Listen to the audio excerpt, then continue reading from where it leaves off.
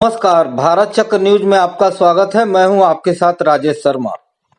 17 सितंबर 2025 को जब भारत में प्रधानमंत्री नरेंद्र मोदी का 75वां जन्मदिन धूमधाम से मनाया जा रहा था, उसी वक्त रियाद के यमामा पैलेस में एक ऐतिहासिक समझौते पर हस्ताक्षर हो रहे थे। सऊदी क्राउन प्रिंस मोहम्मद बिन सलमान और पाकिस्तानी प्रधानमंत्री शहबाज शरीफ ने स्ट्रेटेजिक म्यूचुअल डिफेंस एग्रीमेंट पर हस्ताक्षर किए। इस समझौते में रक्षा सहयोग, तकनीकी हस्तांतरण, संयुक्त सैन्य प्रशिक्षण और सैन्य उत्पाद शामिल हैं। भारत के लिहाज से इसका सबसे अहम पहलू इसमें लिखा जाना है, एक देश पर हमला दोनों पर हमला माना जाएगा। इसका अर्थ है कि यदि भारत और पाकिस्तान के बीच युद्ध होता है तो सऊदी अरब पाकिस्तान के साथ खड़ा होगा। यह समझौता भारत के लिए एक गंभीर चुनौती है, खासकर जब पाकिस्तान पहले से ही चीन के साथ सैन्य गठजोड़ में लगा है। इस समझौते की टाइमिंग अहम है। 9 सितंबर 2025 को इसराइल ने कतर की राजधानी दोहा के लितैफिया इलाके में हवाई हमला किया, जहां हमास के नेता एक अमेरिकी सीज फायर प्रस्ताव पर चर्चा कर रहे थे। इस हमले में 5 हमास सदस्य और एक कतरी सुरक्षा अधिकारी मारे गए। कतर ने इसे राज प्रायोजित आतंकवाद करार दिया है। हैरानी की बात यह थी कि अमेरिका के 8,000 से 10,000 सैनिक कतर के अल उदेद एयरबेस पर मौजूद थे, लेकिन इजरायली हमला रोकने के लिए कुछ नहीं किया गया। अमेरिका ने इस हमले की वैसी निंदा भी नहीं की जैसी उससे अपेक्षा की जाती है। अमेरिकी राष्ट्रपति डोनाल्ड ट्रंप का बयान काफी लापरवाह भरा था। हमने चेतावनी दी थी, लेकिन इसराइल ने अपना फैसला लिया। यह हमला अरब देशों के लिए एक झटका है। अमेरिका 1945 से ही सऊदी अरब और अन्य खाड़ी देशों को सुरक्षा की गारंटी देता रहा है, लेकिन अब ऐसा लगता है कि इजराइल को रोकने में उसकी रुचि नहीं है। 1990-91 के खाड़ी युद्ध में अमेरिका ने सऊदी अरब में 5 लाख सैनिक तैनात किए थे और आज भी प्रिंस सुल्तान एयरबेस पर हजारों अमेरिकी सैनिक मौजूद हैं। लेकिन कतर पर हमले ने सऊदी अरब को यह सोचने पर मजबूर कर दिया कि क्या अमेरिका पर भरोसा किया जा सकता है। इजराइल परमाणु हथियारों से लैस है, उसके खिलाफ एक वैकल्पिक सुरक्षा व्यवस्था की जरूरत थी। यहीं से पाकिस्तान की भूमिका महत्वपूर्ण हो गई, जिसके पास परमाणु हथियार है और जो इजराइल के खिलाफ अरब देशों के समर्थन में सैन्य शक्ति का इस्तेमाल कर सकता है। अमेरिका ने 2020 में अब्राहम अकॉर्ड्स के तहत इसराइल और कई अरब देशों यूएई, बहरीन, मोरक्को और सूडान के बीच संबंध सामान्य कराए थे। सऊदी अरब इसमें शामिल नहीं हुआ, मुख्य रूप से फिलिस्तीन मुद्दे के कारण। ट्रंप ने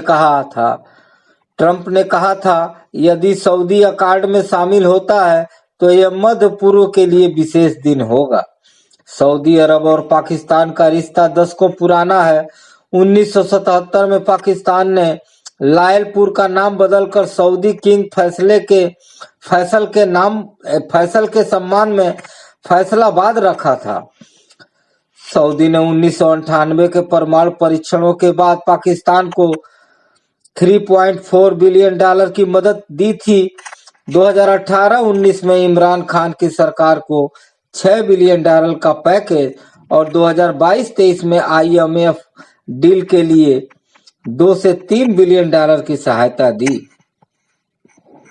सऊदी अरब में 25 लाख पाकिस्तानी काम करते हैं, जो वहां की अर्थव्यवस्था में योगदान देते हैं। यह समझौता इस पुराने रिश्ते को और मजबूत करता है और पाकिस्तान को सऊदी के संसाधनों से अपनी सेना को उन्नत करने का मौका देता है। सऊदी अरब दुनिया का सबसे बड़ा तेल निर्यातक है। 2025 में इसकी जीडीपी वृद्धि 3% और गैर तेल क्षेत्र में 3.4% रही। आईएमएफ के अनुसार सऊदी अर्थव्यवस्था मजबूत और लचीली है। 1932 में अब्दुल अजीज ने सऊदी अरब को एकीकृत किया था और 1938 में तेल की खोज ने इसे समृद्ध बनाया। 1970 के दशक में तेल बूम के बाद किंग फैसल ने आधुनिकीकरण शुरू किया। 2015 से क्राउन प्रिंस मोहम्मद बिन सलमान का विजन 2030 डाइवर्सिफिकेशन पर केंद्रित है, जिसमें तेल के इतर पर्यटन और अन्य क्षेत्रों में भी कदम बढ़ाए जा रहे हैं। मक्का और मदीना के कारण हर साल लाखों हज और उम्रा यात्री सऊदी अर्थव्यवस्था में योगदान देते हैं। यह समझौता भारत के लिए कई कारणों से चिंताजनक है। 22 अप्रैल को पहलगाम में हुए आतंकी हमले में 26 बेगुनाहों की जान गई, जिसके बाद 7 मई 2025 को भारत ने ऑपरेशन सिंदूर शुरू किया।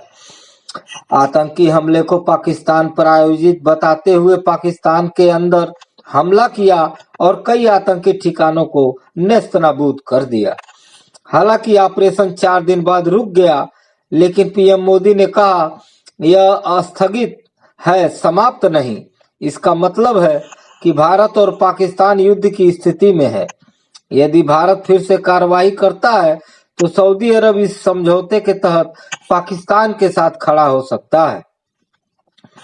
हालांकि भारत और सऊदी अरब के बीच संबंध भी मजबूत रहे हैं।